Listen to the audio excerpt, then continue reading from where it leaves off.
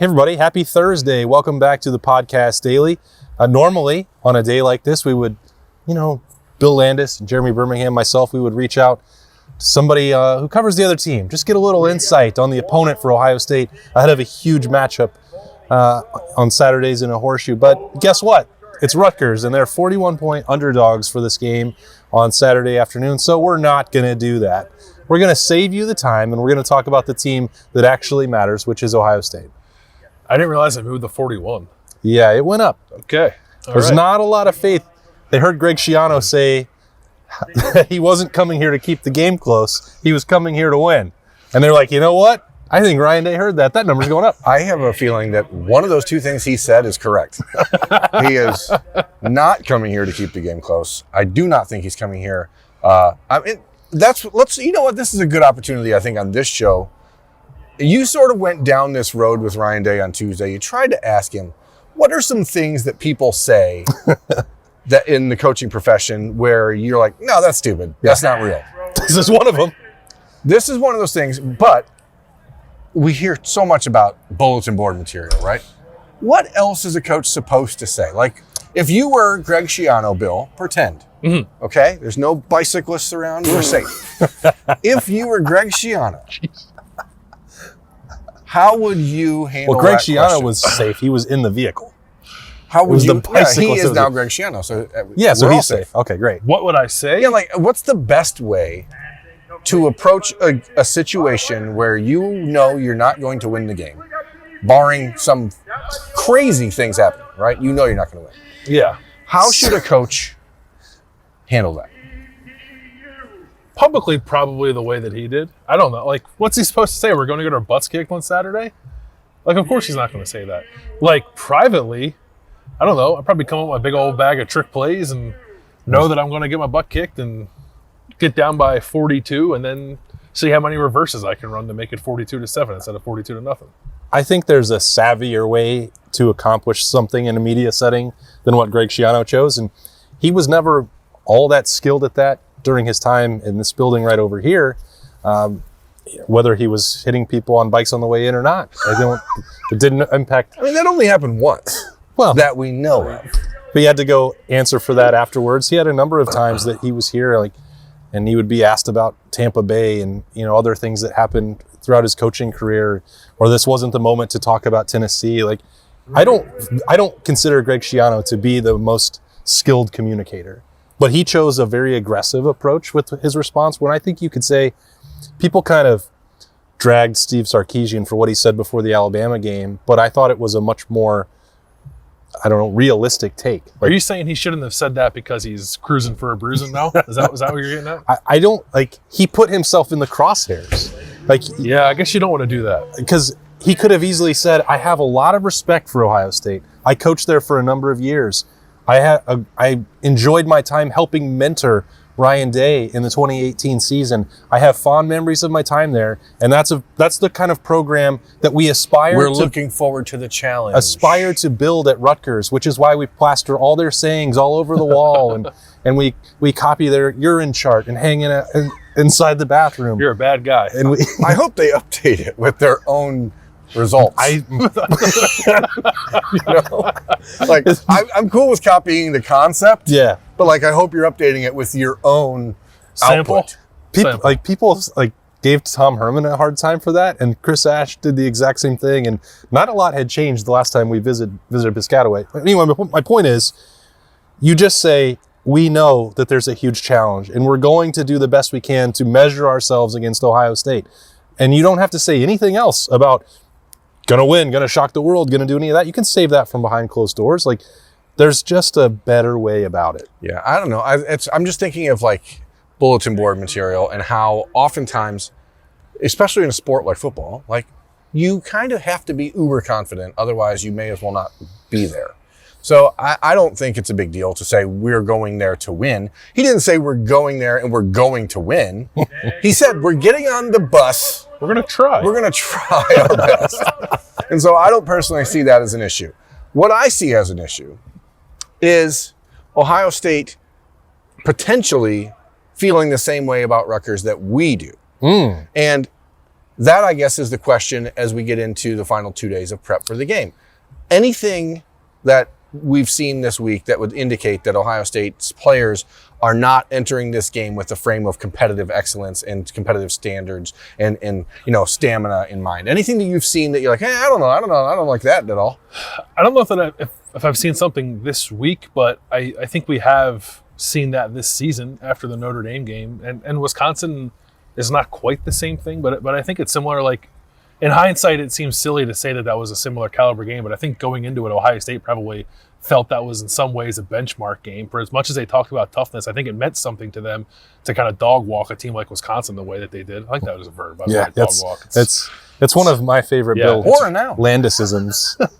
But when they beat Notre Dame, they came out flat the next week in an afternoon game, and there wasn't much juice in the stadium. I think that's on the table here, but I also think that's been on the table in the past against Rutgers, and they've still won like 50-0. So I don't know. This is a better Rutgers program though. Like, they're much better than they were when they used to come here and just get destroyed under Chris Ash. Yeah, I think there are. So if we're gonna just play like inside baseball with media and press conference things I think that's the best way to handle today's this week, podcast. To do that, like the way that Ohio State talks about its opponent and the way that it's practicing with the dial cranked up to 11 and hurting itself, really, if we're being honest, on Tuesdays and Wednesdays, tells you that they mean it when they say that the opponent doesn't matter. And that is a coaching cliche that Ryan Day does use. And I think he does believe that you have to do that because we've seen complacency in certain outings for Ohio State in the past, including against teams that are capable of beating them on a given night, such as Iowa or Purdue. So Rutgers is not in that same class. Like, you don't usually see these kinds of stunners happen from the teams that are actually at the bottom of the Big Ten. The Buckeyes tend to take care of that business and realize that they can be done with their afternoon in the middle of the second quarter and be done and take care of their bodies and let their teammates get opportunities to go play. I think the way that they're treating these chances is the best way that they can, and it's been impressive. Now, you still have to go out and actually do that, but when they say that they are measuring themselves on Tuesday and Wednesday and then even on Saturday against their own potential, I think that they have so far meant that. I think that we see a team that understands measuring itself against the rest of the Big Ten, generally speaking. Now, we can talk a little different as Penn State rolls around and Michigan rolls around. But right now, you don't see Alabama or Georgia comparing themselves to Vanderbilt, right? Vanderbilt does not matter to anything they do. They are not there. I can't believe they're in the same conference.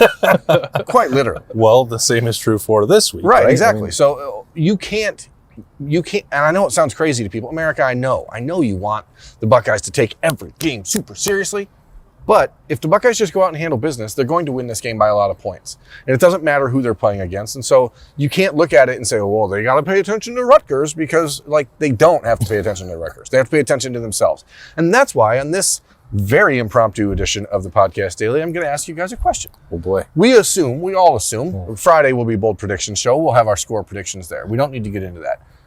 You assume Ohio State will win this game by a wide margin, correct? Correct. You assume that as well. I know that they will. I also do. So here's the case. Removing the thought of a potential loss. Okay. What is the best case scenario and the worst case scenario for Ohio State on Saturday? Bill. I feel like I shouldn't. I don't want to talk about you're gonna speak an injury into existence. That's what I don't want to do. Why did you do but that? That is the worst case scenario, right? I mean, that's what I'm saying. Like, you go into these games, you have to have a different mindset, right? Yeah. Like, for us, we have to think about it from a different way. What makes this game a success? Because we feel. I think to keep building on the things that they've done well the last few weeks. Like, on offense, I think it's running the football the way they've run it the last 2 weeks. You want to see that continue against a Rutgers defense that's not terrible. I think Greg Schiano has actually made them fairly solid on that side of the ball. Well, they're a top 10 defense in the country right now, according to they are, defense. Yeah, and they've given up under 5 yards of play in every game except for last week against Iowa. And Iowa getting 5 yards of play is like Ohio State getting 17 yards per play. So maybe that's not the most ringing endorsement of their defense, but I think they're okay. It won't be the worst defense Ohio State's played all year. So I think you want to see that. You want to see maybe, the defense get home against the quarterback a little more than it has through the first 4 games of this season, like that kind of stuff. the score almost doesn't really matter to me. You just want to see them kind of keep building on top of the things they've done well. I think we know what the worst case scenario is without actually saying it out loud. And Sure, but let's remove that from the thought as well. Like, I mean, if the way that they play, what's the worst thing that you think could happen? Worst? Did I say worst or worst? What is the worst thing that, aside from someone getting very hurt, what is the worst thing in the game that you think could be a potential stumbling block for Ohio State moving forward? It's hard for me. I just don't take Rutgers seriously as an opponent for Ohio State. Like, CJ Stroud could overthrow 5 or 6 more passes again. And like, that was an issue last week. And when he wasn't at his most effective a year ago, that was the same sort of mistake or weakness in his game that he had. And we had the same conversations with Justin Fields before that. Like, we're nitpicking guys that are the very best at doing this. And it's a lot better to miss high probably than to be skipping balls around. I think it's part of the confidence that he has in his arm, that he tries that stuff and he can put it in places where he thinks only his guy can get it. And sometimes that's out of their reach and opens up guys to injury. So Cade Stover survived that. Marvin Harrison survived that. It's not some sort of fatal issue for Ohio State moving forward, but like, if they turned it over several times, but I think they would bounce back the following week because CJ Stroud and those receivers are so good. I'm sorry, America. I just don't think that these two teams should be playing every year. What if, like, something we talked about a couple times this week, like if Gavin Wimsatt plays and it looks like it looked against DeQuan Finn and it's like, oh, they didn't get that fixed. Like, I think that would be a bit problematic. Yeah. Even if it doesn't matter all that much in the outcome of the game, you want to see them get better at that. To me, that's one of those two things that I'm like, I mentioned this on Wednesday or Tuesday. What day? Where are we? I mentioned it earlier. We're at the Woody Hayes. I mentioned it earlier Thursday this morning. week. I'm not sure what day I mentioned it upon, but forgive me. I've recorded 700 videos this week. If you don't find a way to stop the running quarterback, that's a concern because you're going to play them. And it's not even just like someone's going to be a Braxton Miller type. J.J. McCarthy, and I've read the comments, folks. You guys don't think J.J. McCarthy's a good athlete, but he really is. And he's more athletic than DeQuan Finn. Whoa, come he on is. now. He is. No, I'm saying he's not as fast. He's not. He's not as fast. He is a player who is extremely elusive. I'll give him that. And if you look beyond that, you're going to have to play Bryce Young.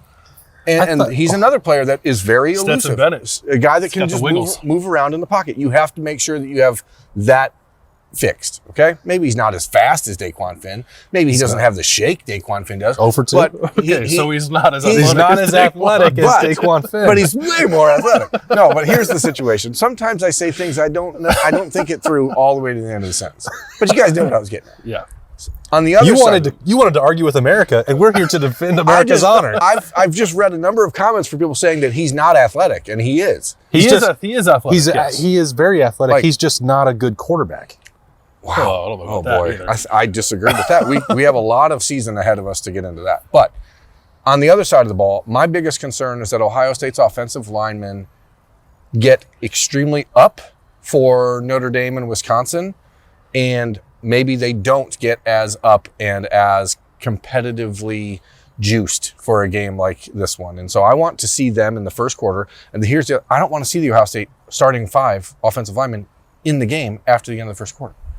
Well, So, that go out, They dominate. They definitely will they be. will be because Ryan Day doesn't pull starters in the first. Go out, dominate, get up 35-0 at the end of the first quarter, and yank them all. Like, Yeah. that's how Saturday should go. I guess there's an interesting argument to be had there that Ohio State doesn't have enough game-ready offensive linemen to play 3 quarters with them out That's there. why you got to get them game I ready understand that by part, playing them in a game. But it doesn't do the rest of the team any favors. Like, I would like to see Kyle McCord play behind the first-team offensive line. Okay, I revised my statement.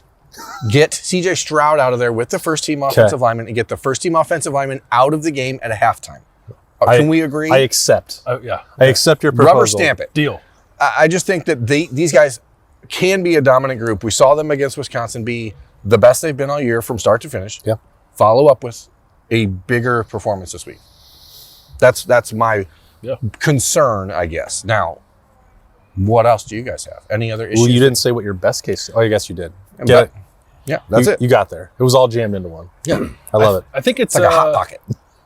I think it's a try stuff kind of game. Like, I think maybe Ryan Day would want to get some more of the bigger personnel stuff just on tape for people to worry about, kind of like they did against Toledo.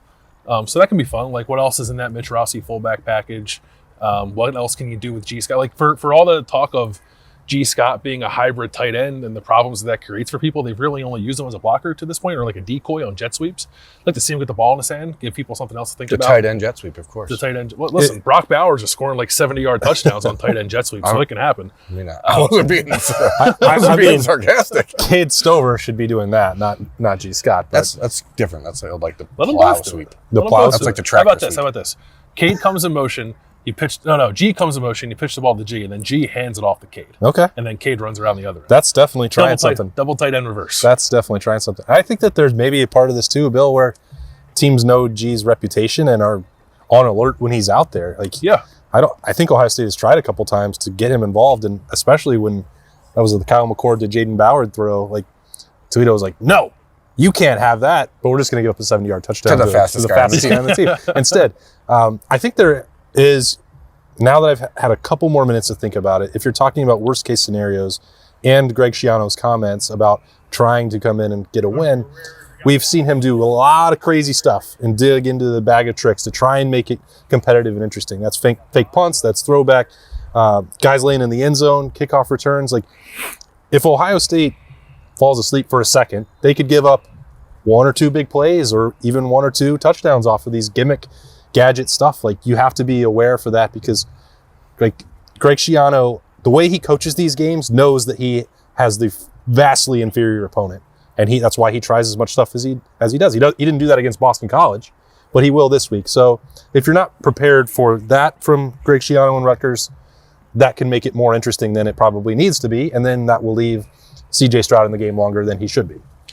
And also, you don't want that happening if you're betting on the Buckeyes to cover the big number. Because Rutgers got into the 30s last time they played here, didn't they? 28, 49-28, but it was 35-0. Right. And then Ohio State was like, okay, we'll stop. And then Greg Schiano didn't. And that's why, like we talked about it on Monday's show at Roosters, I know Ryan Day has a lot of respect for Greg Schiano.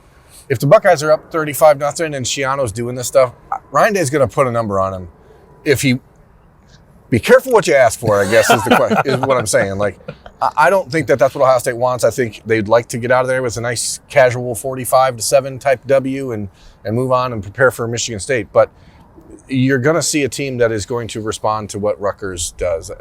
Back in high school, back in the glory days, I played high school. Pull up a chair, America. I played high school baseball and more than football. Was that before or after you lived in Phoenix?